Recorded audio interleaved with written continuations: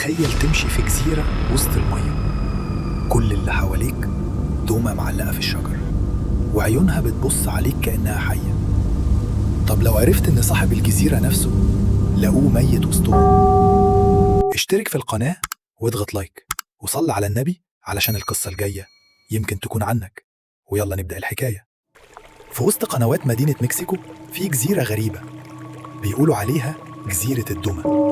من سنين راجل اسمه دون جوليان ساب حياته وراح يعيش هناك لوحده. بيقولوا إنه لقى جثة بنت صغيرة غرقانة في المية وجنبها دمية قديمة. من بعدها بدأ يسمع همسات بالليل وشاف الدمية بتتحرك لوحدها.